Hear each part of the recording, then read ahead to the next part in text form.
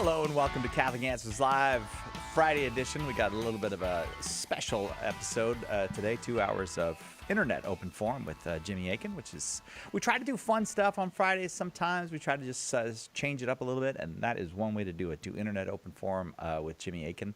I'm feeling very pre-recorded today. I don't know how you feeling, Jimmy. Oh, I'm feeling very recorded as well. Well, thanks for doing it with us. Very much appreciated. Jimmy, if you don't know, is senior apologist here at Catholic Answers, long-time Catholic apologist, author of many books, and the proprietor of Jimmy Akin's Mysterious World, where nowadays, everywhere I go, recently, Jimmy, I was out with Dr. David Anders in the Imperial Valley for an event, and people come up and say, I just love Jimmy Akin's Mysterious World. And I'm glad they say it. But I kind of try to pretend like I have something to do with it. Yeah, aren't we doing great over there? Well, you do sometimes appear on the show. Well, that's true. When we do weird question shows, we rely on weird questions that you and I have taken on. Yeah. So what dropped this morning on Jimmy Akin's Mysterious World? It's part 2 of our look at the Seventh-day Adventist prophetess Ellen Gould White. Last week we told the story of her life, including, the background and how she started having visions. We even talked about a particularly cool vision where she got to see other planets. Oh, yeah. And like on one of the planets, she saw the patriarch Enoch and stuff like that. So that's where he went. Well, no. She asked him. Yeah. She asked in the vision, she asked Enoch if this planet is where he went when he was taken. And he said, no, I live in the heavenly city, but I'm just visiting. Oh, yeah. So he was just there temporarily. But today we go into analysis mode. And so we look at, what's the evidence regarding were these real visions or not? Was she really a prophetess or not? And I'm doing it a little bit differently than the way I normally see the subject approached, because normally I see a lot of people essentially turn it into a theological fight where it's like, okay, she said she had this false theological belief, therefore she couldn't have been a true prophetess. But that only works if you assume a particular theological perspective. And so it's not of tremendous use, like if you're talking to a Seventh-day Adventist and you say, well, she had a false belief. Well, if the Seventh-day Adventist believes that belief and doesn't think it's false, they're not going to find your argument convincing. So I'm trying to approach this in a religiously neutral, evidential way and say, what is, taking the religious considerations out of it, what does the evidence say about whether these were genuine divine revelations or not? You can find Jimmy Akin's Mysterious World just by typing in Jimmy Akin's Mysterious World, or you can go to mysterious.fm and find it there. 88. No, Jimmy, I almost gave out the number on an internet open forum. Almost did. That's bad. That's bad. But it's so hard not to. It's like my one job is to give out the phone number. Slowly and in a way that people can understand it. That's basically my job. And you sometimes succeed. Occasionally I have succeeded. Not during pledge drives, unless I am quite forcefully reminded. It takes teams of people to get me to slow down and just say the number. Well, one thing I have learned from you is that often you can blame demons and aliens. And now we got a demon and alien question to start out with. Or I guess you are being somewhat sardonic when you say that, because people do tend to go to the demons and aliens explanations. A little too readily. Yes. Randall asks this, Jimmy. I would like to hear a response to Professor Daniel O'Connor's claim that aliens cannot exist according to Catholic teaching and that they must be the work of demons. Okay, so I guess I'd like to start out by saying that, personally, I like Daniel O'Connor. He and I have notable disagreements on a number of different subjects, but I've had positive personal interactions with him, including on some sensitive subjects. He, at least at one point, I don't know his current views on this, but at least at one point he was a supporter of Father Michel Rodrigue, who is a Canadian priest who claims to be a visionary. And I looked into Father Rodrigue's claims and concluded that he's not, that he's a fabulist. But I always want to check myself and make sure my facts are accurate and be very fair and charitable. And so after I'd written a script on Father Rodrigue, I ran it past Daniel O'Connor and said, tell me if I'm wrong on anything. And he was a really classy guy, even though I was critiquing and rejecting um, the claims of a visionary that he supported, at least at the time. He was very respectful and very cooperative, and I really appreciated interacting with him. So I just want to say, based on my interactions, he's been a really classy guy. Having said that, so what's his argument that aliens cannot exist according to the Catholic Church? He's not making a scientific argument, he's making a theological argument. And his argument is based on the Catechism of the Catholic Church. In paragraph 356, the first sentence reads thusly: of all visible creatures, only man is able to know and love his creator. And so that's the sentence that he rests his argument on. Of all visible creatures, only man is able to know and love the creator. So if aliens, exist, intelligent extraterrestrials, they would be visible creatures like we are. They would they would have bodies of visible matter and so forth. And if they're genuinely intelligent the way we are, you would expect them also to be able to know and love the creator, because natural human reason is able to prove the existence of the creator. And if aliens were visible creatures and they had reason the way we do, they should be able to reason to the existence of the creator, even if God had not chosen to reveal himself to them. So you would expect them to be able to know and love their creator. And here the Catechism says that of all visible creatures, only man is able to do this. Now, one of the things that frequently happens when people have a particular opinion is they want to find a way to say, the church teaches this. And they will then review church documents, and they will find a passage that kind of sounds like maybe what their own view is, and then they will take that passage and take it in isolation from other things that the magisterium has said and make an absolute of it and say, so this is all we need to look at, and this clearly teaches what my view is. Yeah.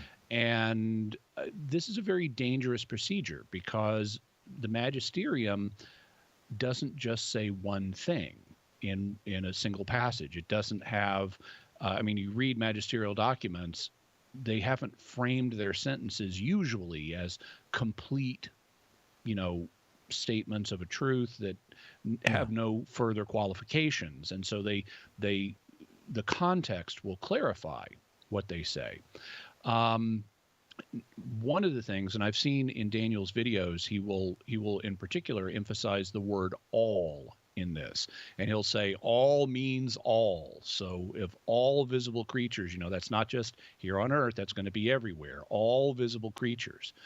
But the problem is that this is overcranking the language. Mm-hmm. It's not to be unkind, but it's a form of logic chopping, where you overemphasize certain things in a way that the language itself is being taken in a more absolute way than it actually gets used. And the word all is an example of that. Here he's focusing on all visible creatures, but we find parallel expressions in Scripture, like all men.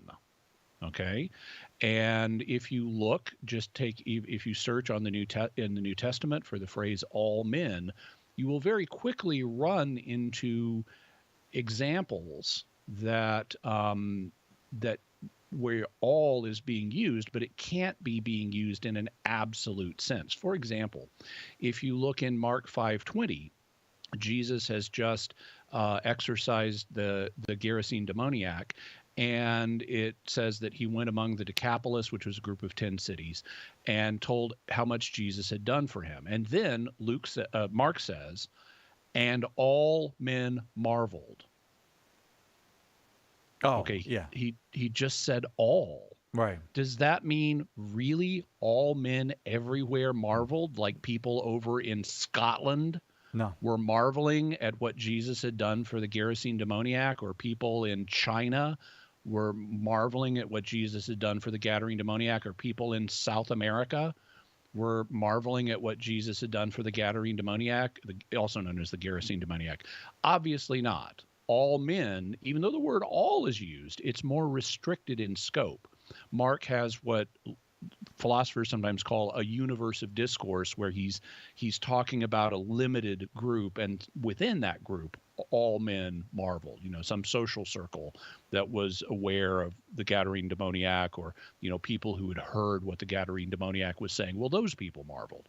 You find similar expressions, and that's not unique. You find similar expressions elsewhere. You look at the beginning of Luke, and it's talking about the ministry of John the Baptist. And in Luke 3:15, John the Baptist says, Luke says, as the people were in expectation, all men questioned in their hearts whether John the Baptist might be the Christ. So really, again, we've got the word all, and all means all. Right. So those people in Scotland and China and South America were really wondering if John the Baptist might be the Christ, if you take the word all in an absolute way. And so these illustrations show us that, you can't just camp out on the word all. You have to be sensitive to the context. So what do we find when we look at the context in paragraph 356 of the Catechism? Does all visible creatures mean all visible creatures anywhere in the universe? Or does it mean all visible creatures we know about? Or does it mean all visible creatures here on Earth? What's the universe of discourse for this? Well, the very next sentence clarifies. After saying that of all visible creatures, only man is able to know and love his creator, the next sentence says, he, meaning man, is the only creature on earth that God has willed for its own sake. So this shows us that, based on the context, the all visible creatures we're discussing are the ones here on earth. It's not trying to address all visible creatures elsewhere in the universe. In fact, how would the authors of the Catechism even know what pertains to other visible creatures in distant galaxies? They don't have knowledge of distant galaxies. How would they even make a judgment about such beings if they have no knowledge of other locations? Scripture doesn't say there are no aliens. There's no basis for the authors of the Catechism to make such a judgment. Right. And so right there we see a problem. But we can go a little further, because it's pretty easy to show that the authors of the Catechism were not trying to address the situation of extraterrestrials. And one way we can show that is by looking at what the chief architect of the Catechism has had to say on the subject. The Catechism was prepared under the auspices of Cardinal Joseph Ratzinger, later Pope Benedict the 16th. And so, of all people, he is able to speak to what was in the mind of the authors of the Catechism. And he's been asked about extraterrestrials. Now, personally, he's a little skeptical. He says that thus far we've failed in finding them and so forth. So he's a little skeptical. But in the year 2000, so this is after the Catechism, which came out in 1992, in the interview book, God and the World with Peter Seyvold, Seyvold asked him, is it then so inconceivable that somewhere beyond our own tiny world in this immeasurable universe, there may exist other creatures of God, perhaps even humans similar to ourselves? And without quoting everything he says, here's what Benedict said. It seems somehow obvious to suppose that we cannot be alone in this great immeasurable ocean of stars. We cannot absolutely exclude this hypothesis because we have no cognizance of the whole breadth of God's thought and his creative work. Yet it is a fact that thus far all attempts to discover anything of this kind has failed. So he acknowledges, he's a little skeptical, but he says we cannot absolutely exclude this hypothesis that aliens exist. He says what we can say is simply, we do not know. So contrary to Daniel's reading of the Catechism, Cardinal Ratzinger read it in a way that restricted the all visible creatures to meaning those here on earth. It wasn't trying to talk about other worlds. And so he says, we don't know. Yeah. That's all we can really say right now. Sebald then asked him a follow-up question, which is very interesting and pertains to the how would the authors of the Catechism even know question. Sebald asked, would it be shown in Revelation if we had relatives somewhere in space? Would God have told us about that in the Bible? Well, Pope Benedict, Cardinal Ratzinger responded by saying, not necessarily, because God had no intention of recounting everything to us. Revelation was not there to give us a complete knowledge of God's ideas and of all space with no gaps in it. One of the wisdom books, often quoted by the fathers, says about this in one place, God has given us the world to argue about. Scientific knowledge is, so to speak, the adventure that he has left to us ourselves. In Revelation, on the other hand, he tells us only as much about himself as is needed for life and death. So Cardinal Ratzinger says God is not under any obligation to tell us in Revelation about whether there are intelligent creatures on other planets. And so to emphasize his own conclusion, what we can say is simply, we do not know. And that, I think, is a strong indicator that the authors of the Catechism were not trying to rule out alien life in this passage. Yeah. And I'm afraid Daniel is simply misreading the text. Randall, thanks very much for that question. Professor Daniel O'Connor was the professor who had made that point. We got to take our quick break. We'll be right back with more Internet Open Forum with Jimmy Akin on Catholic Answers Live. We're here for you. Call now. Catholic Answers Live. Underwriting for Catholic Answers Live is provided by Real Estate for Life. Real Estate for Life connects home buyers and sellers to real estate agents while supporting pro-life organizations. On the web at realestateforlife.org. Unplanned, the true story of Abby Johnson. I would be the youngest director in Planned Parenthood history. She believed in a woman's right to choose. I've had an abortion myself, so I don't have any problem with another woman making the same decision. Until the day she saw something that changed everything. Tiny, perfect little baby. And then it was just gone. Now she's pulling back the curtain on the abortion industry.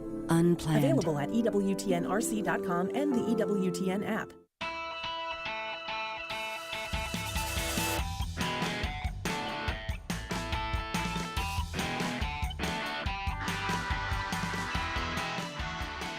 Welcome back. It's Catholic Answers Live. I'm Cy Kellett, your host. Jimmy Akin is our guest. It's an Internet Open Forum with Jimmy. Today, all of our questions having come from the Internet, and we're about to enter into a little cycle of feasts that the Church gets into in the month of November when we pray for the dead. We remember the saintly dead. We remember those who are dead who are whose condition we don't know, whether they're in purgatory or in heaven, and we pray for them. And all of that is preceded by Halloween. You know what that little sequence of days is called, or used to be called on the liturgical calendar? No. Well, since it's based around Halloween, or around All Hallows Day, I should say. Yeah. Hallow means holy, and so a hallow is a saint. Yeah. It's called Hallowtide. We're coming into Halloween. So much easier just to say that. Coming into Hallowtide. So, of course, we're going to get some questions on Halloween. And so the first one comes from Matthew. I think a lot would like to know about whether Catholics can celebrate Halloween. Well, so Halloween is the eve, that's the ween part, of All Hallows Day. That's the hallow part. And since All Hallows Day is a holy day, the eve, and holy days are things we celebrate, including the eve of holy days, you can certainly celebrate Halloween. The question is just in what form. Now, some people will, we go to church on All Hallows Day. You can go early on the eve of All Hallows Day if you want. That would be one way of celebrating it. Some people have their kids dress up as saints. You can do that if you want. I think what Matthew, and it's Father Matthew of the Legionaries of Christ, I think what he primarily has in mind is the kind of modern celebration of Halloween where the kids dress up, and sometimes adults, not as saints, but as something, sometimes even as monsters, and where they get candy and things like that. Well, or listen to scary stories or watch scary movies or things like that. Well, there's nothing wrong with any of that in principle.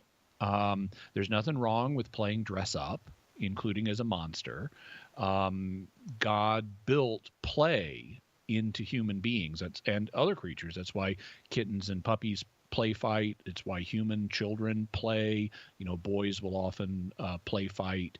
Girls will play with dolls. And what the purpose of play is to prepare us for situations that we may later encounter. And so it's a way of safely engaging in a kind of low stakes environment, whereas in the future, the stakes may be ramped up. So puppies and kittens will get into fights as adult dogs and cats, and they need to have some experience of what it's like to be in a fight. But since they're not yet adults, it needs to be safe. So they will play fight. Same thing, that's why little boys play fight too. They may play cops and robbers or whatever it is, but they engage in safe or relatively safe mock battles because they may have to fight as men. Women, when they play with dolls, like have baby dolls or tea parties or things like that, they're preparing in a low stakes way for something that will be more significant later on. If you've got a baby, you really need to take care of that baby. And so it helps to have some play practice. And so that's the purpose of play. But in play, there needs to be drama. And someone, needs to be playing the aggressor or whatever. And so there's nothing wrong in principle with dressing up as a monster. There's nothing wrong with getting candy. Now you don't want to take trick or treat to the extreme of you're going to burn someone's house down if they don't give you candy. I mean, the trick part of trick or treat is these days more of a formality. It's really just a candy gathering custom today. And there's nothing wrong with gathering candy. There's nothing wrong with watching a scary movie or listening to a scary story. Those are just mental forms of play that perform the same function as regular play. You put yourself in this safe experience of watching a scary movie, and it helps you learn how to handle the emotion of fear. And so there's nothing wrong in principle with any of that. Obviously, you don't want to do it in such a way that it actually glorifies evil, but just as a kind of play experience, there's nothing wrong with it. Father Matthew, thank you very much for that question. Another internet Halloween question for Jimmy. This one comes from Bo. In honor of Halloween, could you explain the common misconceptions by Protestants and some Catholics that Halloween is a pagan or demonic holiday? Yeah. So these kind of twin claims both involve errors in reasoning. First of all, with regard to it being pagan, most people today don't know the historical origins of Halloween. The American celebration of Halloween is based on customs that were largely based, before commercialization got a hold of it. It was based on customs that were brought to the United States by Celtic immigrants from Ireland and Scotland. And the thing is, these people immigrated in the 1700s and 1800s. So paganism was long dead by the time they came over. Right. So there's no real pagan connection here. You look at customs like jack-o'-lanterns and things like that, and they're actually connected historically with customs of praying for the dead. Now, they didn't use pumpkins in Ireland and Scotland because they didn't have pumpkins. Instead, they would use sometimes turnips. And they would make jack-o'-lanterns out of turnips and put a little light inside, and it would represent the soul of a departed person that you could then pray for. So, these are actually Christian customs that have been modified through folk processes and commercialism, but there's no real connection with paganism. When it comes to demons, well, if people have the idea that something is pagan, they frequently will say, oh, it must be demonic, which is not true. There are all kinds of pagan things that have been absorbed into culture that aren't demonic at all. Like, for example, Cy Kellett, do you wear a wedding ring? I do indeed, Jimmy. Yeah, well, that's pagan, so it's demonic. You better rip it off your finger and throw it away. Would your wife like that? She would not. You to as a do matter of that? fact. She would not. No, I thought I better Yeah. consult with her even before I took your advice on that. Yeah, well, so wedding rings were something that pagans came up with, but that didn't make them demonic. And people don't need to be hypersensitive and see demons under every rock. As long as you're doing it wholesomely, there's nothing demonic here. Got to take our first break. It's Internet Open Forum with Jimmy Akin. Lots and lots of great questions from the internet to come. We'll do that right after this on Catholic Answers Live.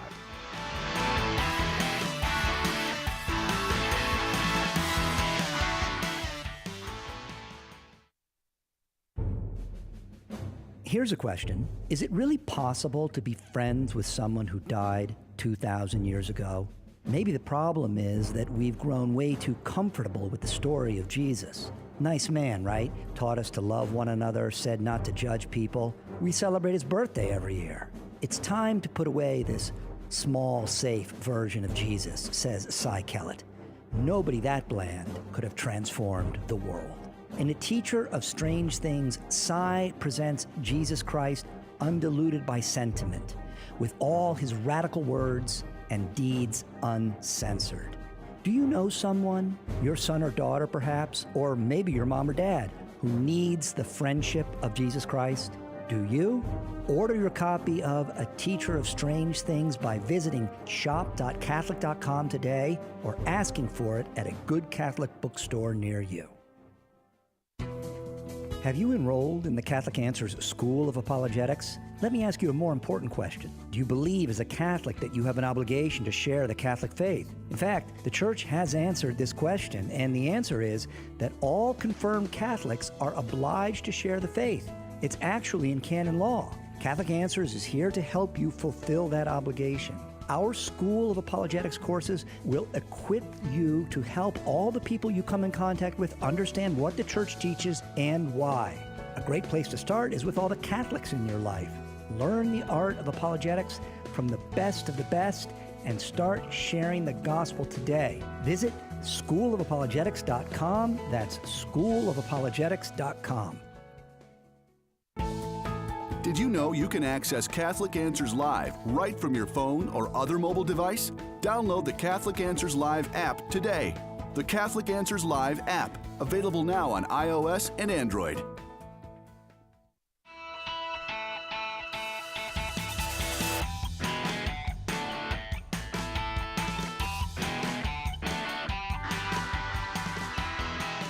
Welcome back to Catholic Answers Live. Jimmy Akin is our guest. It's an internet open forum for this Friday afternoon. Maybe it's Friday evening. Maybe it's even Saturday morning where you are. We have our friend James in the Philippines who calls and says good morning when he calls. He says happy Saturday morning whenever he calls on a Friday afternoon. Hello, James. Wherever you are, we're glad you're here with us. All the questions came from the internet, so you can just relax and enjoy the questions and the answers. Let's see. This one comes from Mark. And Mark asks, another Halloween question. We're working our way through the Halloween questions. If Halloween existed during the time of Christ, would he recommend it? Trick or treat, wearing of costumes, family gatherings, etc., to Joseph, Mary, and the apostles? Well, so Jesus was, at least when he was a boy, I mean, what we're doing here is we're transplanting a modern cultural idea onto their culture because Halloween didn't exist in first century Palestine. And if you're wondering, would Jesus have celebrated Halloween? Well, he would have been little at the time and wouldn't have been recommending it to people, presumably. But if, as an adult, you went to Jesus and said, hey, time has been rewritten, and now we have this Halloween custom here in first century Palestine, and lots of Jewish people are having their kids dress up as monsters and get candy and go to parties. What do you think of that? Well, Jesus was not portrayed in the New Testament as an uptight killjoy. I think that's a good point. Yeah, I never noticed that about Jesus. Not an uptight killjoy. Yeah. He, in fact, was criticized by some people as, oh, he's a glutton and a wine drinker. So he enjoyed, gustatory pleasures and things like that. He celebrated Jewish holidays. And if this was a custom, if they did have All Hallows Day in his day, and if they did have an prior evening celebration of it, he wouldn't have had a problem with that in principle. He wouldn't have had a problem with kids getting candy. He wouldn't have had a problem with people playing dress up, especially as kids. He wouldn't have had a problem with people getting together for parties. They got together for parties in his own day. Now, of course, he would criticize distortions. If someone is genuinely glorifying evil, well, he's not going to be in favor of that. But but he at least from, and of course we're speculating here because that's the nature of this question, but on the basis of what we see in Scripture, he didn't have a problem with cultural expressions, and as long as it's being done in a reasonable way that doesn't violate any moral principles, he wouldn't have a problem with, hey, let's let the kids get some candy and have some fun and go to a party.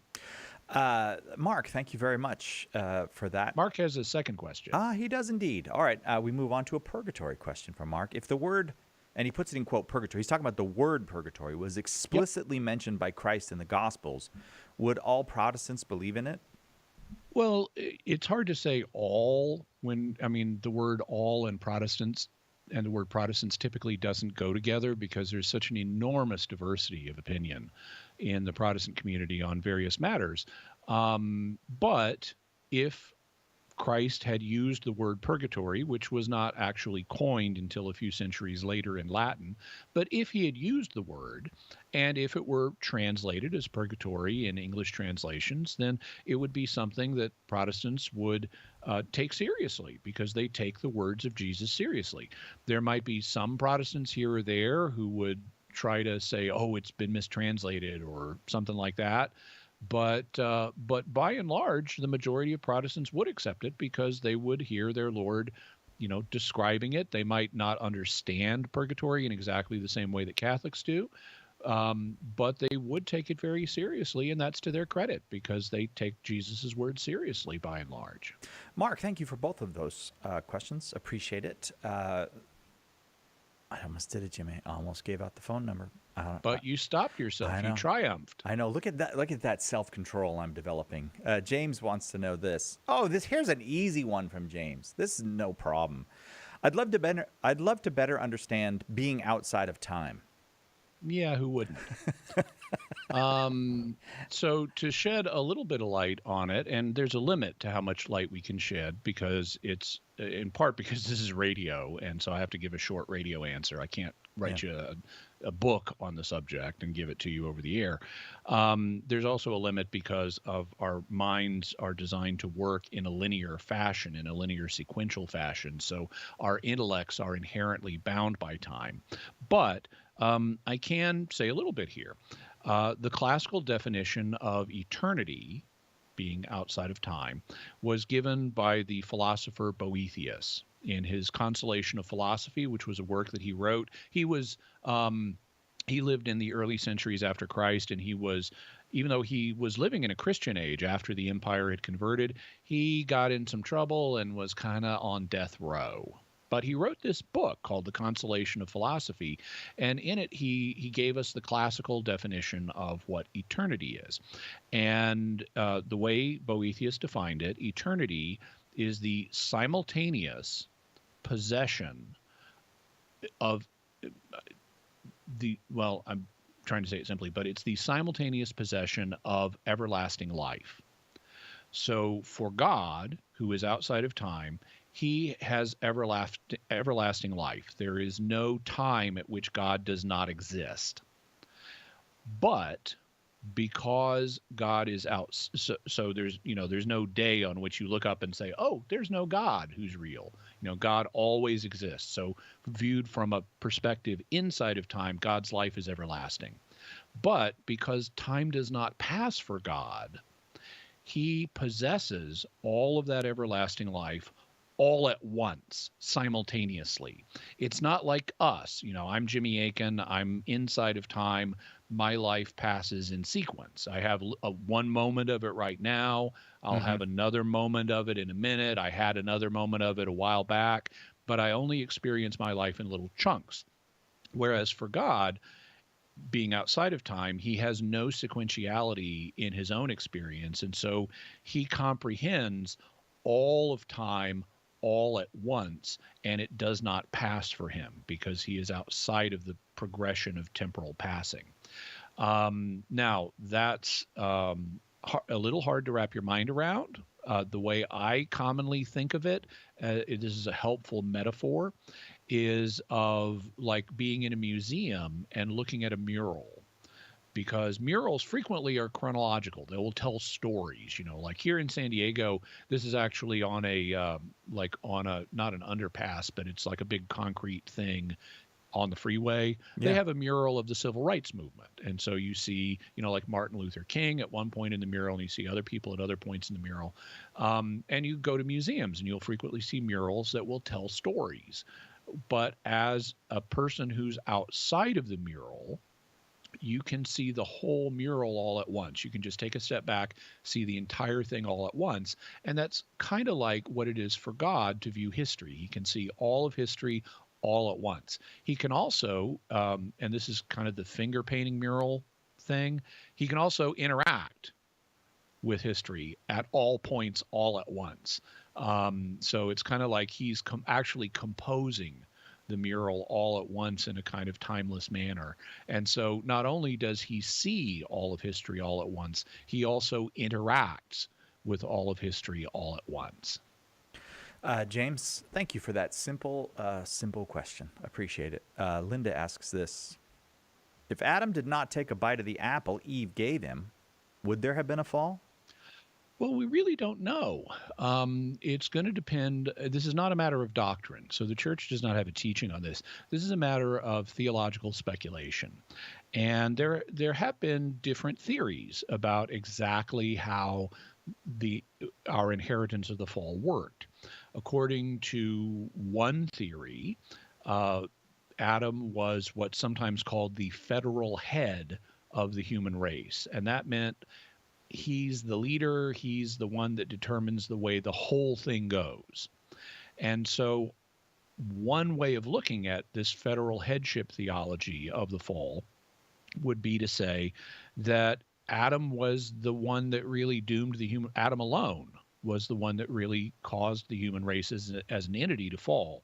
If Eve had eaten the fruit alone and Adam had not, then on this view, Eve might have been the only person to fall. But because Adam did not fall, none of Adam's descendants would have fallen. On the other hand, you can take a more cooperative view of Adam and Eve's relationship to the human race and say, hey, they both contributed to the biology of the later human race. We got both of their genes. They could have equally both contributed to the fall of the human race, in which case, even if Adam had not eaten the fruit, Eve's fallenness might have prevented original righteousness from being passed down to her descendants, which would include everybody. And so as a result, even if Adam had not fallen, the human race might have fallen simply because Eve did. And you could even say maybe we fell twice as hard because they both fell. Maybe if only one of them had fallen, we would only be half as bad off as we are. But it's really a matter of speculation, and we don't know. Linda, thank you very much for that question. It's time to take our break. We're doing an internet open forum with Jimmy Akin. All these questions have come from the internet, and lots more of them to come right after this on Catholic Answers Live. Hello, this is Archbishop Salvatore Cordileone of San Francisco. Keep your dial tuned to Catholic Answers Live. You've heard that St. Paul Street Evangelization supports hundreds of teams of evangelists sharing the good news. But did you know that some of these teams are public prayer stations? Set up a sign on the sidewalk and offer prayer and encouragement to those you encounter. Everyone needs prayer. Try this new method of witnessing to Jesus. Contact St. Paul Street Evangelization to get started at streetevangelization.com. That's streetevangelization.com. He is only one of 4 popes honored as the Great. Matthew Bunson and the Doctors of the Church. St. Leo I was pope at a time when Roman civilization was being overrun by barbarian armies. He stood as a light in the darkness and even saved the city of Rome from destruction by Attila and the Huns. Leo died in 461. For more about the Doctors of the Church, visit doctorsofthechurch.com.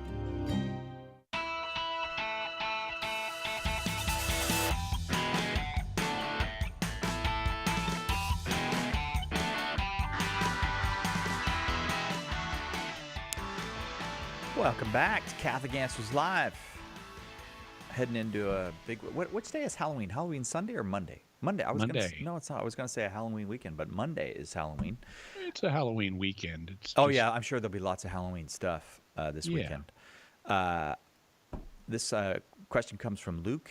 Luke says, I have heard that a Mass must be complete and not stop even in an emergency. At what point must a priest not stop Mass? Is it during the liturgy of the Eucharist or just specifically at the consecration or another time? Okay, so it is not true that Mass must never be stopped even in an emergency. If there's an earthquake and the church falls down on you, you can stop Mass. If you're at Mass and a gunman runs into the church, ready to shoot it up, you can stop Mass. There are certain things that will have to be done, but it is always possible to at least temporarily pause the Mass in order to deal with an emergency. Now, there are a couple of texts that are relevant to this. One of them is from the Code of Canon Law. In the Code of Canon Law, Canon 927, it says this: it is absolutely forbidden. And in Latin, the word that they use is nefas, which means absolutely under no circumstances is this ever to happen.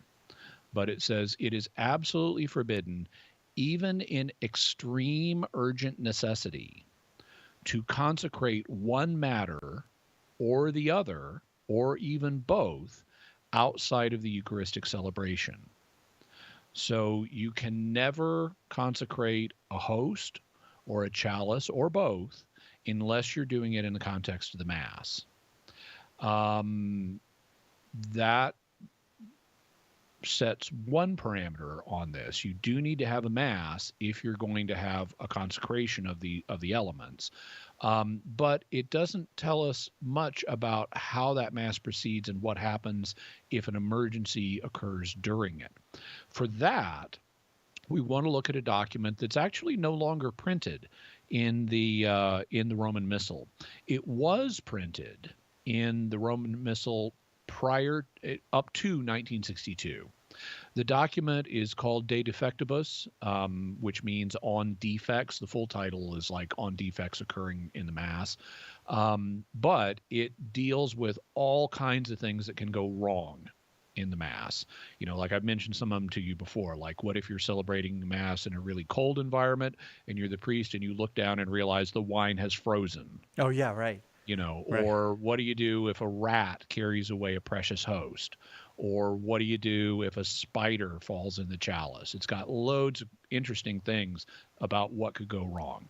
And in sections 32 and 33, it deals with this subject of when is it okay to pause a Mass or even abandon the celebration of a Mass. In section 32, it says, if, while the priest is celebrating Mass, the church is violated before he has reached the canon, which means the Eucharistic prayer. So anytime up to the beginning of the Eucharistic prayer, the Mass is to be discontinued. Meaning if the church is violated any point before the Eucharistic prayer, you just stop Mass. You don't have to restart it later. You just can abandon the Mass. The Mass is to be discontinued. What if it's not then? Well, if after the canon, it is not to be discontinued. So once the priest starts the Eucharistic prayer, you need to finish the Mass. But that doesn't mean that you need to finish it right this minute. You can pause it. If there is fear of an attack by enemies or a flood or of the collapse of the building where the Mass is being celebrated, the Mass is to be discontinued if it is before the consecration. So so now we're talking about the period after the beginning of the Eucharistic prayer and before the consecration. If this fear arises after the consecration, however, you can expedite the Mass. It says the priest may omit everything else and go on at once to the reception of the sacrament. So if he's done the consecration or is in the midst of doing the consecration and enemies are about to attack, he can just quickly finish the consecration, receive the Eucharist, and skip the rest. Yeah. Okay. What happens, though, if the priest himself becomes incapacitated during the celebration of the Mass? Well, that's what's dealt with in section 33 of De Defectibus. It says, if before the consecration the priest becomes seriously ill or faints or dies, the Mass is discontinued. So if he hasn't started the consecration, you can just stop the Mass. You don't need to finish it later. If this happens after the consecration of the body only and before the consecration of the blood, or after both have been consecrated, then the Mass is to be completed.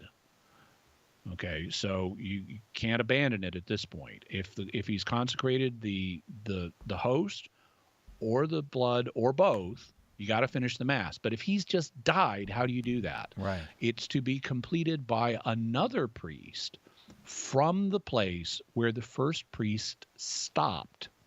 In case of necessity, even by a priest who is not fasting. So you've got a priest saying Mass, he says, the consecration, and then dies. Go over to the rectory, get another priest, even if he's not fasting, bring him in and let him complete the Mass from the point where the priest died, where the first priest died. If the priest has not died, but has become ill and is still able to receive communion, and there is no other consecrated host at hand, the priest who is completing the Mass should divide the host, give one part to the sick priest, and consume the other part himself. So if the first priest is still alive and able to receive communion, you want him to participate, since it was his Mass, you want him to participate in receiving communion as long as he's able to do so. If the priest, now here's where it gets really interesting. If the priest has died after half saying the formula for the consecration of the body, so he's like, on the night he was betrayed, the Lord Jesus took bread and said to his disciples, "Ugh!" and he dies. What do you do then? He's only half said the formula. Well, so if he's only half said the formula for the consecration of the body, then there is no consecration because he didn't get it all out. He didn't get, this is my body. Right. And since the consecration has not been done, there is no need for another priest to complete the Mass. So it's not just he gets to the beginning of the consecration. He's got to do the consecration of the host. Right. Half saying it's not going to count. If, on the other hand, the priest has died after half saying the formula for the consecration of the blood, well, then the host has already been consecrated. So the consecration has begun. It's been done in the form of the host. Then another priest is to complete the Mass, repeating the whole formula over the same chalice, or he may say the whole formula over another chalice which has been prepared, and consume the first priest's host and the blood consecrated by himself, and then the chalice which was half consecrated. So you bring in a new priest, and he finishes the Mass from the point the first priest died, as long as he got all the way through the consecration of the host. Wow, that is really cool that was thought down, and you can see the theology behind that thinking too. I mean, it all makes perfect theological sense. It's amazing what is the other thing is all of this has probably happened. Oh yeah, 2,000 years with thousands of Catholic priests in the world. This has happened. Yeah. I must say, Jimmy, I'm a little curious about what you're supposed to do if there's a spider in the chalice. Do you happen to remember that one? Because you raised that, and I'm like, well, what do you do?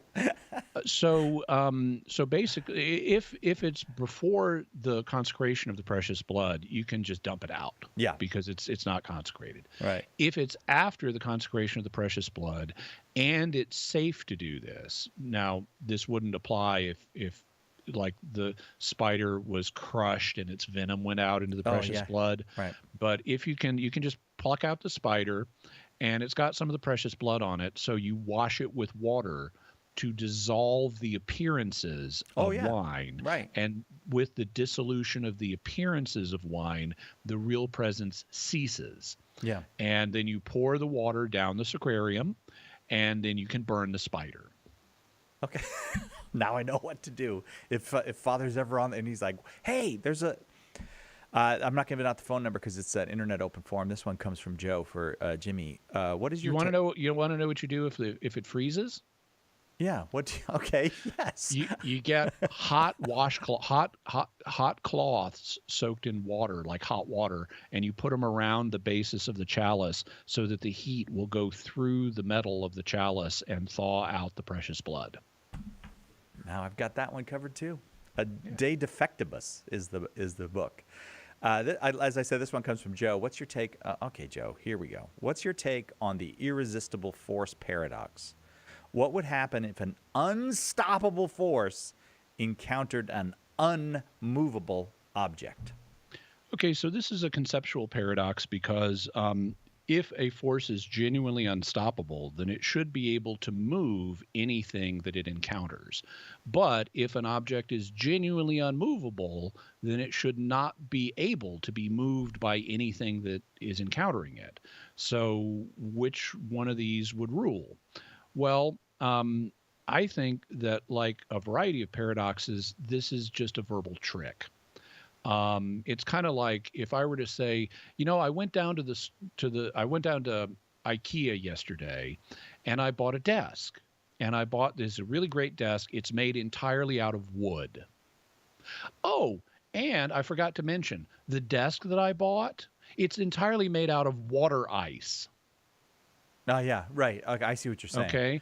It can't be both. It can't be entirely wood and entirely water ice. I can say that, right, but that doesn't mean a desk like that could really exist because it contains a logical contradiction. Something can't be entirely wood and entirely water ice. Well, I think that's all we have here. You can say there's this unstoppable force or irresistible force, and it encounters an immovable object. What happens? It's like, well, okay, you've just described a logical contradiction, and so no such thing exists. If either there is no unstoppable force, or there is no genuinely unstoppable force, or there is no genuinely immovable object. Reality does not permit logical contradictions to exist, and so every force in existence is either going to be stoppable by something, or every object in existence is going to be movable by something, or both. So I think this is it's like my entirely wood, entirely ice desk. It's something you can say, but it entails a logical contradiction and could not exist in reality. All right. Well, thank you very much for the question, Joe. It leaves me with that long debated philosophical question: what happens if the Hulk fights Spider-Man? Yeah. Hulk wins. Oh, really? At least in terms of physical strength, Hulk wins. Oh, all right. All right. Now, Spider-Man might outsmart him, but in brute force, Hulk wins. All right. We've solved one. Joe, we couldn't solve yours because it was just... I hate to say it, no, but we solved it. Yeah, we rejected the horns of the dilemma. There you go, right there. But now we know that the Hulk would beat Spider-Man. That's important knowledge. Take that into the weekend with you. We got one more hour of Internet Open Forum. Jimmy Akin, our guest. Lots of great questions. I know that because I get to look ahead, and we got lots of great questions coming up right after this on Catholic Answers Live.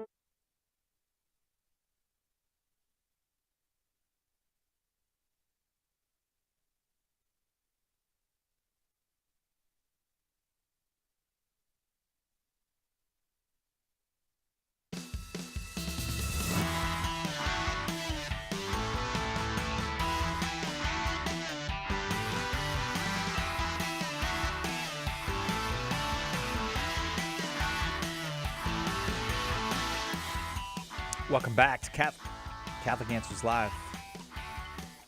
I don't know. I just got really excited. Couldn't say that. Couldn't get it out. Yay. I guess I'm so fired up to be back for this hour. Jimmy Akin is our guest.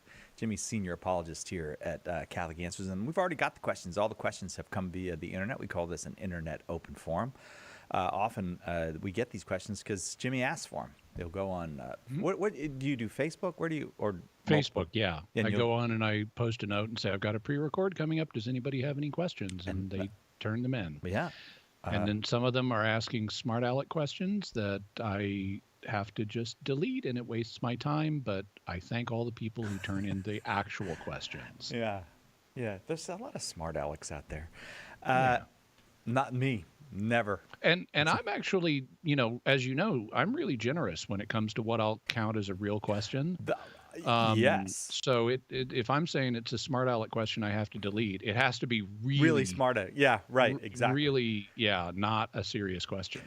And that's such a funny thing. Sometimes we'll see on the sheet, when a caller's on the phone, and I'll see the question and I'll think, this is somebody that's just messing with us. But then the person gets on, and the question is actually quite sincere. That they just see it in a different way than I saw it, and I thought, so you never know. But if someone is asking what's the airspeed of an unladen swallow, I mean, that's just a Monty Python reference. Like the obvious follow-up is, what do you mean, a European or an African swallow? Why am I coughing? 888. No, stop it, Cyril. Get focused here. I'm going to read a question now because I'm all over the place. Because I'm all fired up for Internet Open Forum. Jimmy Akin, our guest. Michael asked this question. A friend adopted 2 Cocker Spaniels that are double Merles. These dogs are bred with the full knowledge that 1 or 2 of the litter, only 1 or 2, that only 1 or 2 of the litter won't be born blind or deaf or both, and these will often be put down, which is why my friend adopted them. We agreed it was a rather cruel custom, but then I thought it was no different than how God created humanity in the full knowledge that many would need to be put down, he says, to hell. Yet we have free will, but he knew this would be the case and created us anyway. Seems like there had to be a better way, or at least no way at all. Okay, so I'm not being asked about the ethics of breeding dog breeds that will have this kind of level of birth defects. So since I'm not being asked about that, I won't go into that. However, there is a difference, and Michael's alluded to it, between the situation with regard to double Merle Cocker Spaniels and humans, which is humans have free will. If you're a double Merle Cocker Spaniel dog, you don't have any choice about whether you're born blind or deaf or whatever. But if you're a human, you do have a choice of, do you want to accept God's love or do you want to reject it? And that's a free choice. And so there is a relevant difference. Now, we've talked before multiple times about why would God create someone who he knows is going to go to hell, and this is just an aggregate case of that, in kind of an enlarged form, because presumably there are people in the human race who go to hell. And so, this is just a larger form of that same question. I'm not going to go through all the answers here. If you want to read more about the possible answers to this question, you can Google, why would God create someone knowing they're going to go to hell, Jimmy Akin, and it will bring up a page on my personal website, jimmyakin.com, where I talk about the different possible answers to this, and this is really just an aggregate or group application of those answers. I tend to favor the view, this is just my personal view, one of 5 I present in the piece, but God is classically understood to have all knowledge of actual things and the things that will actually occur, in the future and in any period in history, and a knowledge of all possible things. But some theologians have speculated he might have another kind of knowledge known as middle knowledge, which is a knowledge of what would happen if he did something different. Like, if I created this person, would they go to hell by their own free will? And I'm actually skeptical of God having that kind of knowledge. It was not the common understanding, for example, in the Middle Ages, that God had this type of knowledge. This proposal really didn't get made until the 1500s. And it's not church teaching. It's a matter of theological speculation. And to me, the idea of knowing the outcome of a free will decision, so if it's free will, that means the outcome is not determined by anything else. And so if you never make a free will decision, its outcome is never determined. So it's saying that God knows the outcome of a free will decision that is never made sounds to me like saying God knows the shape of a four-sided triangle. It sounds like it's involving a logical contradiction. And so I tend to not favor the idea of God having middle knowledge. And thus, God, in order to know whether someone is going to choose love or reject love, God has to create the person. And so I would say it's a false way of visualizing God's manner of operating to say, oh, he knew people would fall before he created them by their own free will, that they would fall and go to hell. I don't know that that's the case. I think God creates the people and instantly sees what they do with their free will, but I think there's a misframing of this logically. Now, that's my opinion, and not everybody has to agree with it, and there are other opinions too. But one thing the church does teach, and this undergirds all of the different opinions on this question, is that God would not allow an evil to exist unless he had a way to bring an equal or greater good out of it. So whatever, there are different ways you can explain this, and I go through those in the article. But whatever is happening here, God is generating an equal or greater good by allowing some people to freely choose to reject him. Thanks very, very much for the question. I'm not comfortable with that double Merle thing. I didn't know that. I know that you're not going to address that one, but it makes me a little not unless I'm asked, Psychelet. Jimmy, it seems to me cruel to breed animals knowing that you're breeding animals that have debilitating defects, like the double. I don't know. This is the first I've ever heard of it, so this person may be misrepresenting it. But if it is as represented, that doesn't seem right to me. That seems immoral. Yeah, well, so animals have no rights, and thus we're not intrinsically harming. We're not doing something intrinsically evil to the animals. However, we do have a duty based on our own human nature to be kind and humane in our treatment of other creatures that God has put into our care. And so consequently, we should not cause animals to suffer unnecessarily.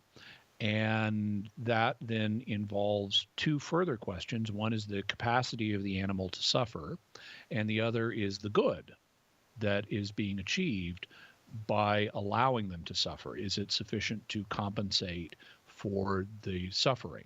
Is there some good that's being achieved that makes up for the suffering? Well, in the case of some creatures, I don't think they have a robust capacity for suffering. I think they have a capacity for suffering. I just don't think it's very big. Like, for example, mosquitoes. Oh, yeah. Mosquitoes are so simple as organisms that I'm sure they can suffer a little bit, but not in the way a dog or a human can suffer. And so I don't think you need as much of a compensating good to justify causing mosquito suffering. And in fact, there have been experiments that produce mosquito suffering. This is something, for example, that's been done in the case of studying genetics. One of the things that early geneticists found was that they could generate all kinds of bizarro mosquitoes by exposing them to radiation. And so you're irradiating them to affect their genes, and then you get all these weirdo mosquitoes that have like, they've got a leg growing out of their mouth, or they've got, two heads at funny angles, or they are born with twice the number of wings they should have, or, all kinds of bizarre things. And I'm sure those mosquitoes suffered, but they're just mosquitoes. And the knowledge that we gained about genetics and how genetics works offset that suffering, I would say. So there can be a legitimate reason for that. What about dogs? Dogs are much higher beings. They're able to suffer much more than mosquitoes are. They're much closer to humans than to mosquitoes in terms of their ability to feel and comprehend what's happening to them. And so I would say you need more of a reason to justify the suffering of such animals. If you're creating a breed that's going to have, let's say there's 6 puppies in a litter and only one of them is going to be healthy. Well, this is an actual concern that, applies to dog breeding today. Now, I don't know the specifics of double merles, but I do know that there are criticisms that have been made of various people in the dog breeding industry that certain breeds are so medically fragile that there's the argument you shouldn't make them. Like, for example, some dogs have these really smashed faces. British pugs are an example of this, but some of them, they've got these really smashed faces, and it interferes with their ability to breathe. And that's gonna be suffering for the whole life. Should you really breed a dog like this? Now, I would assume that some dog breeders would say, these creatures, as compassionate as we need to be to them, they're not human, and they don't have rights, and the benefit of the one that survives and is healthy in the litter is sufficient. The humans that are going to enjoy that dog and cherish that dog, that good is enough to offset the medical problems that the other dogs are going to have. At least I assume that's how they would argue. It seems to me that that's a legitimate argument for them to make. If they can show a corresponding good that would justify the suffering of the others, then that's reasonable.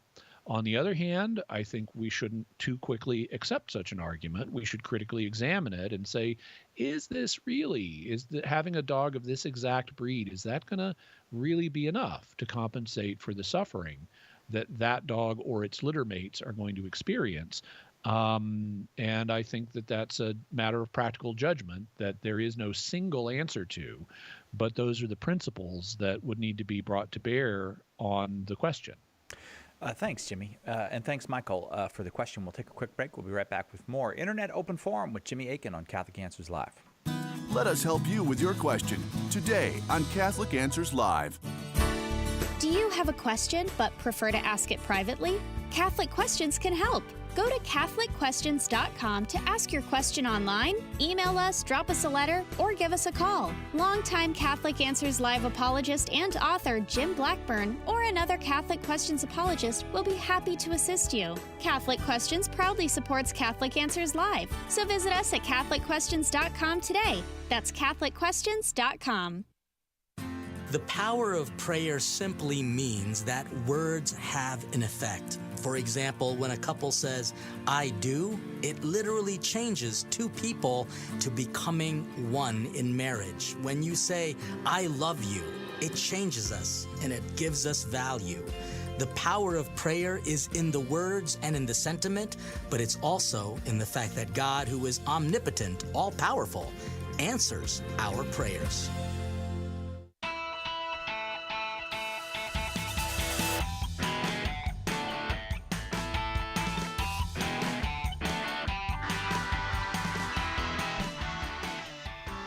Welcome back to Catholic Answers Live. I'm Cy Kellett, your host. Thanks for being here with us. Jimmy Akin is our guest. Jimmy's senior apologist here at Catholic Answers. Of course, you can always find new material from Jimmy Akin every Friday at Jimmy Akin's Mysterious World or at mysterious.fm.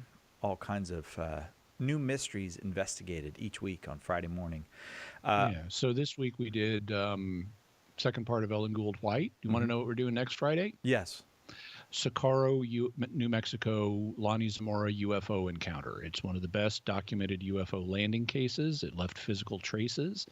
And so we're going to be telling you all about what happened in the 1960s in Socorro, New Mexico. Was that a highway patrolman or a police officer? Yes. Yeah. Okay, Lonnie Zamora was a highway patrolman who witnessed it. And it was a case that was impressive enough. It impressed J. Allen Hynek, who was one of the most respected UFO researchers of the day. All right, back to the UFOs next week on Jimmy Akin's Mysterious World. Here, it's Internet Open Forum. That means it's just like a regular open forum, except all the questions have come to us via Facebook. And this one comes from James. Do you know any good stories of persons leaving the SSPX or other schismatic organizations and returning to full communion? So I'm certainly aware of people who have gone to the SSPX or to various schismatic organizations and then returned to the Catholic Church. In terms of stories that I can recount off the top of my head, the answer is no. But we do publish in every issue of Catholic Answers magazine a conversion story. And we have people from a lot of different perspectives who have converted to the Catholic Church.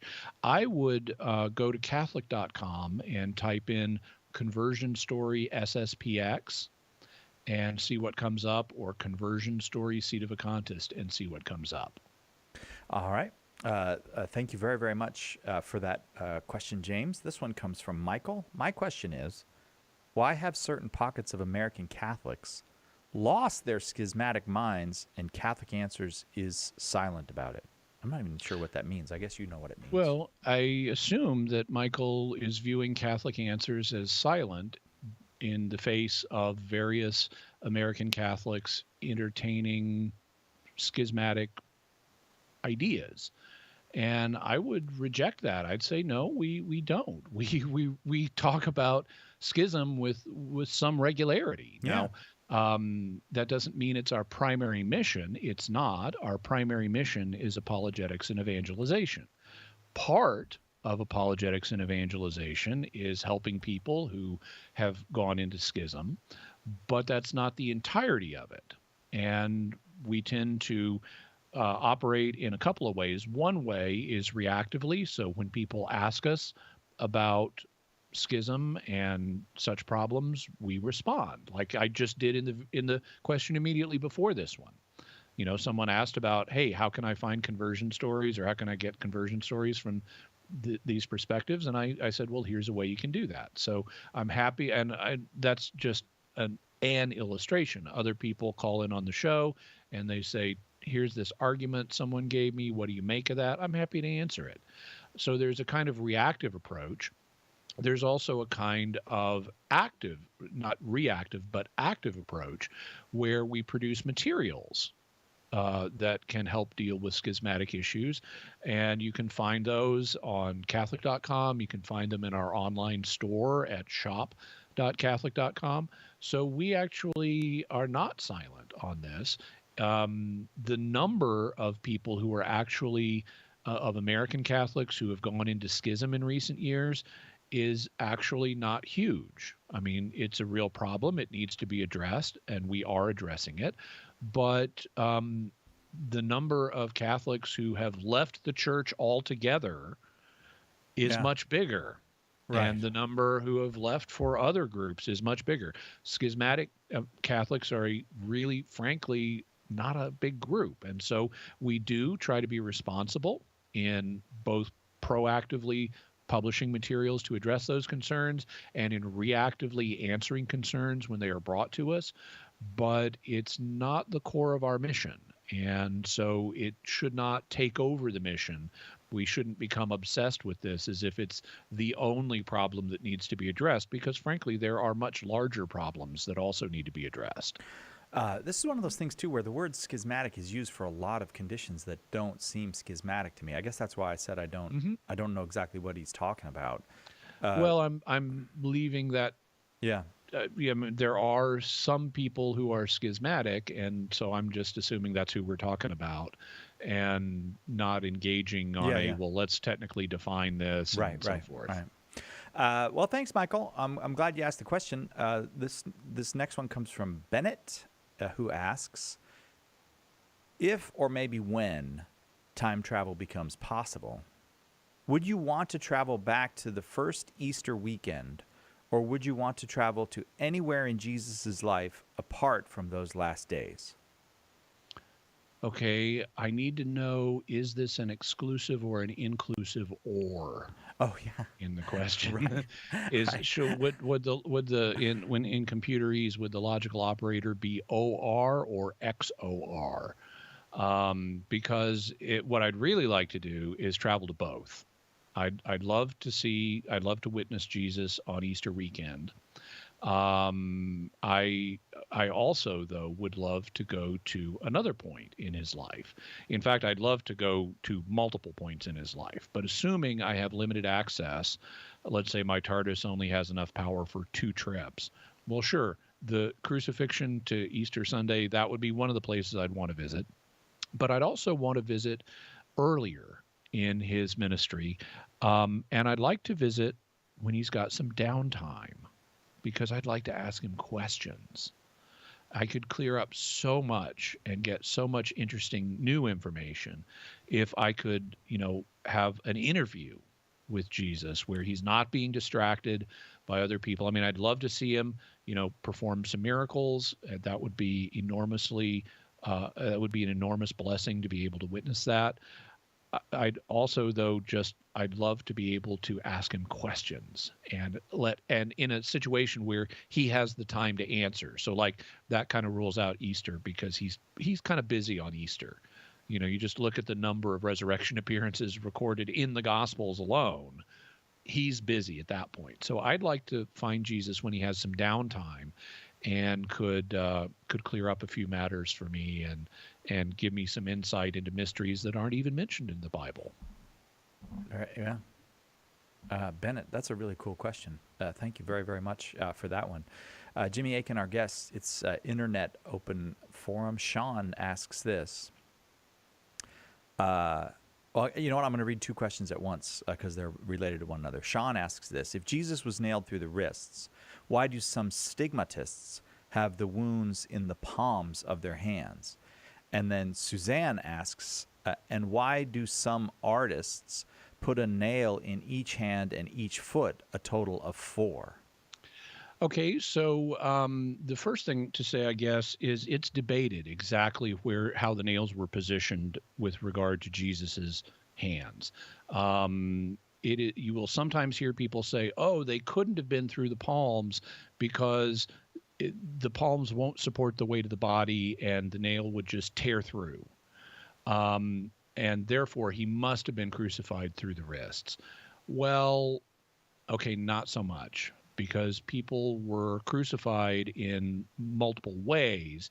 And just to give one example, sometimes they tied the arms in addition to nailing them, in which case the ropes that were used to tie the arms would relieve some of the weight. And so you could be crucified through the palms.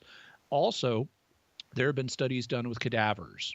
And there are people today, even though their bishops strongly tell them not to do this, there are people in some parts of the world, like the Philippines, who will get themselves crucified for Good Friday.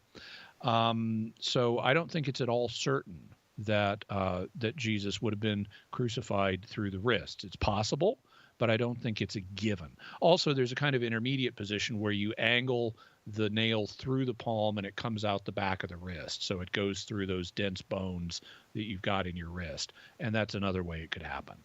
But let's suppose that Jesus was crucified through the wrists, and nevertheless, stigmatists frequently have the stigmata on their palms. Why would that be? Well, here's where the second question becomes relevant. Suzanne asks, why do some artists put a nail in each hand and foot for a total of 4, whereas other artists have 1 nail in each hand and 1 nail through both feet for a total of 3? Well, the answer artistically is because that's how they envision it. I mean, we're not told. in Scripture exactly how many nails were used. So different artists have envisioned it different ways. But there was a fascinating discussion of this question in the book Heroic Virtue by Cardinal Prospero Lambertini back in the 1700s. He became Pope Benedict XIV. But while he was still a cardinal, he wrote the classic work on canonization. And in it, he talked about what visionaries would see in their visions. And so that's our cliffhanger. We'll talk more about that and the nails when we come back. Jimmy Akin is our guest. It's open forum, but it's an internet open forum. All of our questions are from the internet. 2 questions on the crucifixion of Jesus currently on the table. We'll get back to that right after this on Catholic Answers Live. Catholic Answers Live. The recent decision by the U.S. Supreme Court to overturn Roe v. Wade was a monumental victory for the pro-life movement. But the fight is far from over. With our new booklet, Why We're Pro-Life, we have produced the perfect tool to prepare you to have peaceful and convincing conversations to shed light on the truth about human life from conception to natural death. Catholic Answers is printing millions of copies of this booklet, and we plan simply to give them away. You can help us in 2 ways. First, by generously supporting this project. 25 cents prints 1 book. $2,500 prints 10,000, and so on. Second, by helping us distribute the booklet through your parish, your school, or the pro-life ministry you work with. Catholic Answers is going to blanket the country with Why We're Pro-Life, but only if you step up and help us. Thank you so much. For more information, visit whyweareprolife.com. Here's a question. Is it really possible to be friends with someone who died 2,000 years ago? Maybe the problem is that we've grown way too comfortable with the story of Jesus. Nice man, right? Taught us to love one another, said not to judge people. We celebrate his birthday every year. It's time to put away this small, safe version of Jesus, says Cy Kellett. Nobody that bland could have transformed the world. In A Teacher of Strange Things, Cy presents Jesus Christ undiluted by sentiment, with all his radical words and deeds uncensored. Do you know someone, your son or daughter perhaps, or maybe your mom or dad, who needs the friendship of Jesus Christ? Do you? Order your copy of A Teacher of Strange Things by visiting shop.catholic.com today or asking for it at a good Catholic bookstore near you.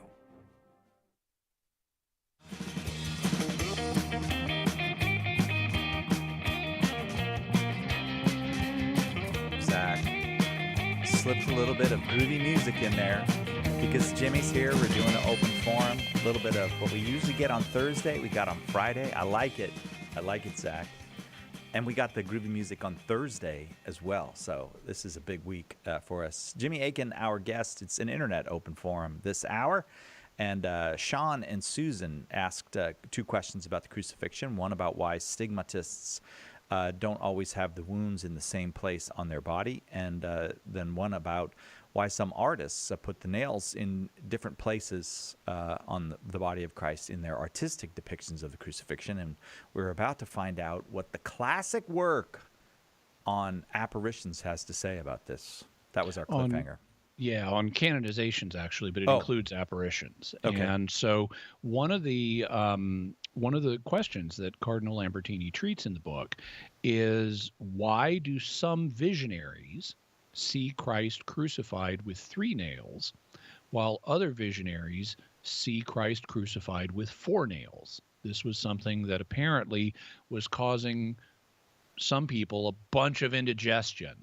It's like, come on, it had to be either 3 or 4. Which was it? I mean, is this a sign this other visionary is false because they have the wrong number of nails? What was it actually? Which visions are true?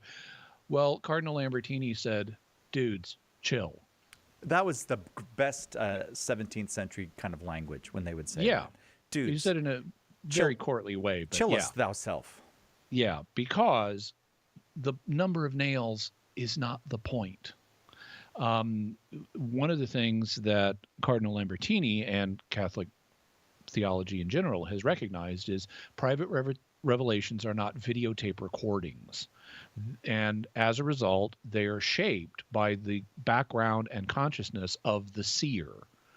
And consequently, some visionaries had seen depictions of Christ being crucified with 3 nails. Some visionaries had seen Christ being crucified with 4 nails in artwork, and so that's what they saw in their visions. God wasn't trying to teach the visionary exactly how many nails or exactly where they were. Was there 1 nail through both feet or 2 nails with 1 through each foot? That's not the point of the vision. God is not trying to teach his history with these. He's trying to teach you that Christ was crucified for your sins. And so he lets you see a vision of Christ crucified, and your imagination, based on your previous experiences with artwork, fills in the details. And that's essentially the answer to our question about stigmata. Why would, if Christ were crucified through the wrists, why would stigmatists have the wounds in their palms? Because God is not trying to teach you where the wounds were. God is trying to help you feel close to Christ and enter into the sufferings of Christ that he undertook out of love for you and for the rest of the world.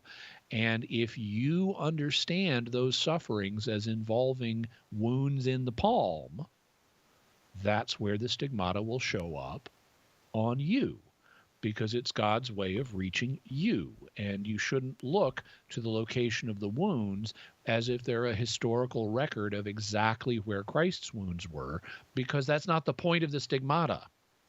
The point is it's a way of being close to Christ in his love and suffering for mankind. It is not a history lesson about exactly how the crucifixion was done. Sean and Suzanne, thank you both for those questions. It's an internet open forum this hour. Jimmy Akin is our guest, and our next question comes from Jason, and I'm not sure if it has a pun in it. Are birthstones in the same vein as astrology? You know, because those stones come in veins. You know. Yeah. Like I just struck a vein of gold or something. Right. Yeah. As far as I've been able to determine, the answer is no. Having birthstones is a very recent concept historically. You will find people who will say, ooh, it's based on how the breastplate of the high priest in ancient Israel had 12 stones on it for the 12 tribes of Israel, and there are 12 months in the year and so forth. It's like, yeah, actually, no.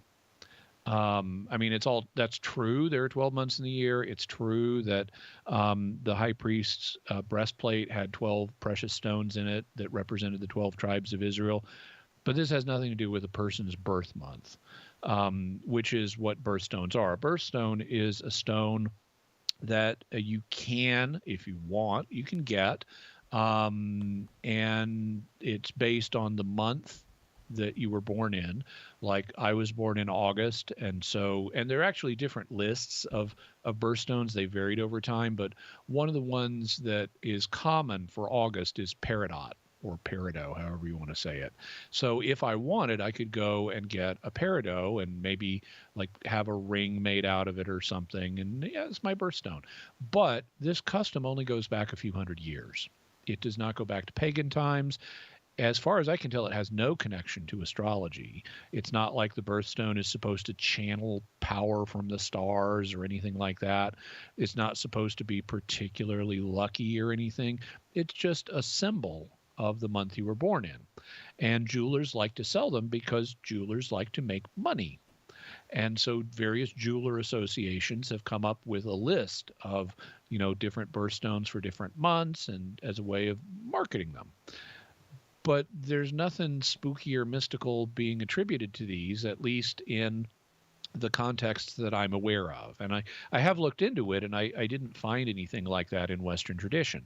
I can't rule out that there were people who would attribute powers to the stones. In fact, actually, you would have found that in history, because for a long time, it was believed that various birthstones not birthstones, but various minerals did have effects on people. For example, St. Hildegard of Bingen says that if you have someone who's suffering from epileptic fits, you can take an emerald and put it on their tongue, and they'll get over their fits. She thought emeralds had this medical ability. And you had lots of others, too. I mean, almost every substance was tried in European folk medicine for something. But that's largely unrelated to astrology. And in a few cases, people were right. Some substances do have medical benefits. Like, for example, copper has antimicrobial properties. That's why, for example, you will see doorknobs in public buildings made with some copper in them, and why water pipes in buildings are frequently made out of copper, because the copper has a tendency to kill microbes.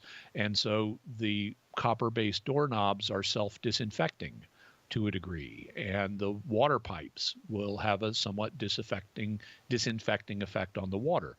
So some substances did have medically beneficial effects, but there was a lot of squishy science in the day because the scientific revolution hadn't occurred. So in history, you could find people who would attribute special properties to gems, but that has really nothing to do with the modern practice of birthstones. If someone thinks that just because they were born in a certain month, a particular stone is going to be beneficial to them, just because they were born in that month that the stone represents, well, that's superstition. But you can't look at birthstones and say, oh, that's just astrology. Where it's automatically superstition. A person could get a birthstone just because they like the stone and they want to commemorate their birth. It's kind of like having different items that commemorate different wedding anniversaries. Yeah. And there's nothing intrinsically superstitious about that. There's nothing intrinsically superstitious about birthstones. Jason, thank you very much for the question. Jimmy Akin, our guest. It's an internet open forum today. This one comes from Tom. I'm a wishful skeptic regarding Bigfoot, Tom says. Me too. By wishful skeptic, I mean, I don't believe in Bigfoot, but I wish it was real. That would be fun. What are your thoughts? Is it possible he's real? It seems that by now we would have stumbled upon the remains of a dead Bigfoot. Okay, so the answer is going to depend on how, and by the way, I did a very early episode of Mysterious World. It's something like episode 3 on Bigfoot. I will be doing more in the future because I have more that I can bring to the discussion now. The answer is going to depend on how you conceive of Bigfoot. The classical understanding of Bigfoot is that Bigfoot is a natural animal that is perhaps closely related to humanity. It may belong to the great apes, but it's a very human-like but otherwise natural animal. That is not the only understanding of Bigfoot. There are also supernatural and paranormal understandings of Bigfoot. But sticking with the standard natural understanding for the moment, is it possible that such a large bipedal creature could exist in the United States today and yet remain undocumented by science? Well, it's possible. There are lots of undiscovered animals in the world. These animals are sometimes called cryptids. Kryptos is Greek for hidden, and so a cryptid is a hidden animal, one that science does not know to currently exist. And actually, you can estimate how many cryptids are out there, how many different species remain to be discovered in a given environment. And we, by various estimates, actually probably most species have not yet been discovered by science. But there are some big exceptions, because the larger a creature is, the more likely we are to run across its body and thus obtain what is known in science as a voucher specimen. If you have a voucher specimen, you can scientifically describe and classify the animal, and it becomes known to science. So if it's a big animal, you're more likely to have it. You're more likely to run across its corpse, and you can then classify it. Also, if it lives where humans have easy access to, like land, you're more likely to run across it. And if it's where technologically oriented humans are, like where there are lots of scientists, you're yet more likely to have run across it. So most of the undiscovered creatures tend to be really tiny, like microbes and insects. Or if they're bigger, they tend to live where humans don't, like in the sea. Yeah. Or they live in remote parts of the world where there aren't a lot of scientists, like in jungles. So what are the odds that you would have a 7 or 8 foot tall biped living in the United States on land where we have lots of scientists compared to developing countries, and there's going to be a stable breeding population of these things, and we never find their corpses? It's not impossible, but as Tom indicates, it is the fact we don't have a voucher specimen for Bigfoot is an argument that Bigfoot doesn't exist. And so I think there's reason for skepticism, but I'd love it to be true.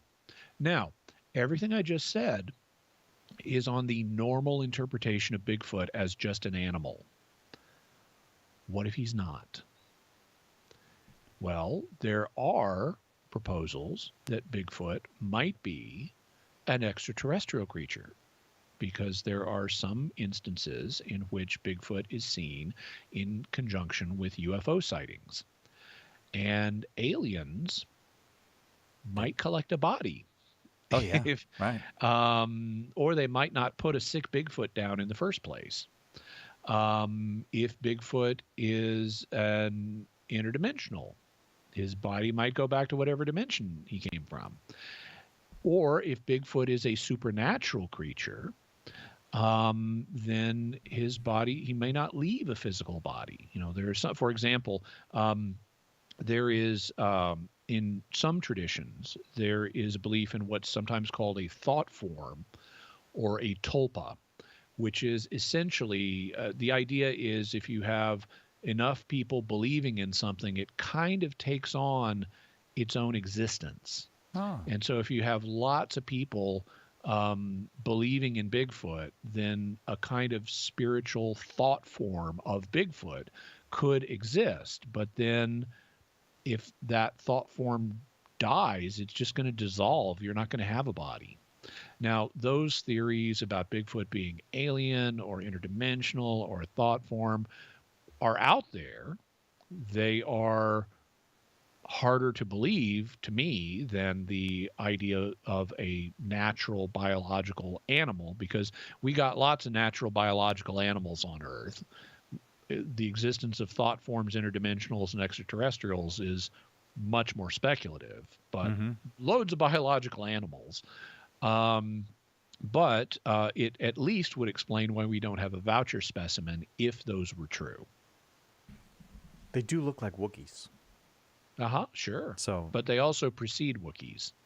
Oh, that's true too. Yeah, right. So the Wookiee might be based on Bigfoot rather than the other way around. Yeah. The classic documentary on Bigfoot, of course, is Harry and the Hendersons. You might want to check that out. But Tom, thank you very much for the question. Am I supposed to take a break right now? I am? Okay, we'll take a quick break. We'll be right back with more Internet Open Forum right after this with Jimmy Akin on Catholic Answers Live. Hang on. Catholic Answers Live will return in a moment. Underwriting for Catholic Answers Live is provided by Real Estate for Life. Real Estate for Life connects homebuyers and sellers to real estate agents while supporting pro-life organizations. On the web at realestateforlife.org. Go forth and preach the good news. It's not just a suggestion. If you want to take more seriously the command of Jesus to share the gospel with those around you, consider joining St. Paul Street Evangelization. It's a grassroots organization that brings the Catholic faith to the streets in a non-confrontational way. Visit our website, www.streetevangelization.com to learn more. And don't forget to like us on Facebook. It's time to do our part.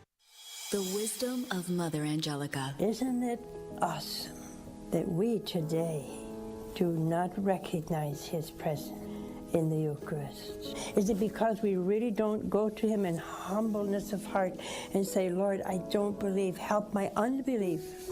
Lord, I want to see you. I want to recognize you. I cannot live without you. Are we saying that? EWTN. Live truth. Live Catholic.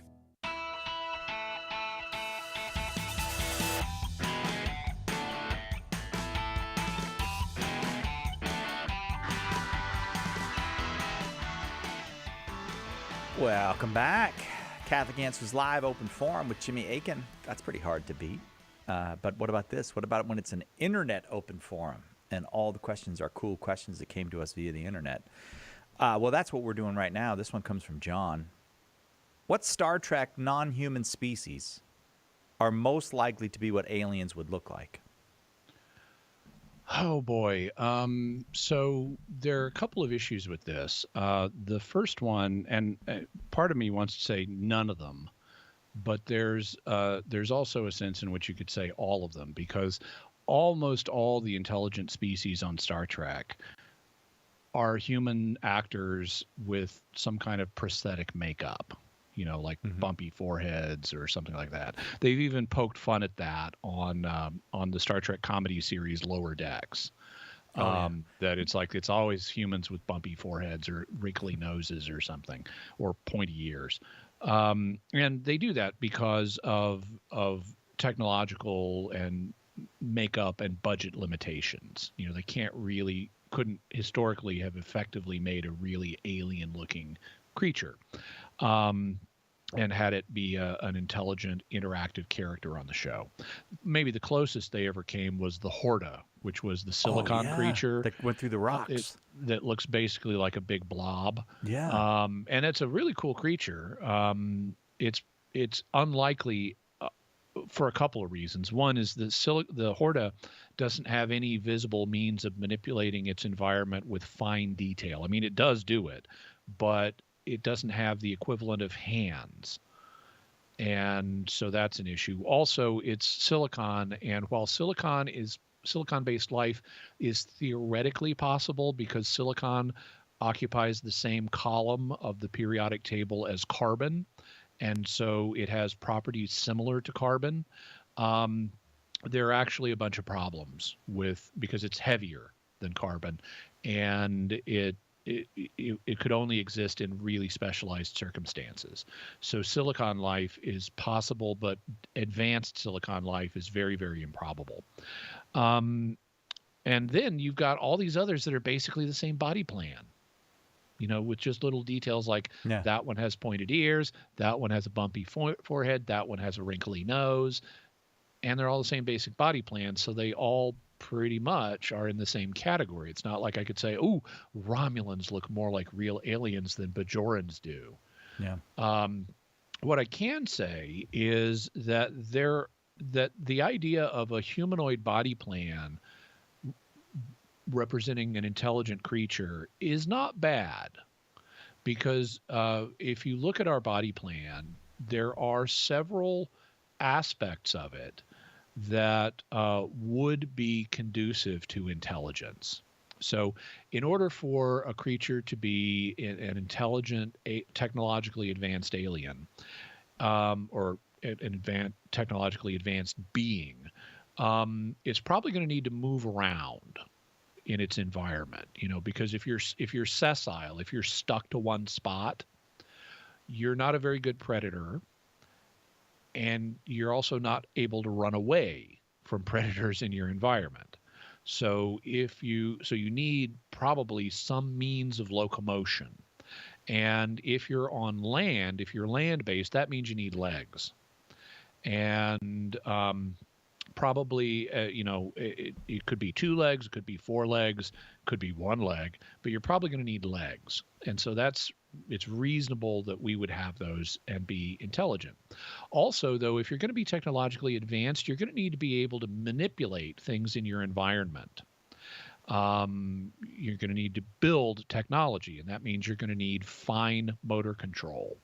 And that means you're probably going to need hands or something very much like hands. You know, you look at dogs, they've got those paws. Yeah. Dogs can't type. You know, dogs don't have fine motor control. They can't. That's one reason dogs don't develop technology. They don't have the ability to manipulate objects in their environment the way we do with our forefingers and our opposable thumbs. They manipulate people. Yeah, exactly. That's yeah. their skill. Yeah. Also, probably you would have front-facing eyes, because what front-facing eyes let you do is, like we have, is they give you depth perception. And depth perception makes it possible to track your prey.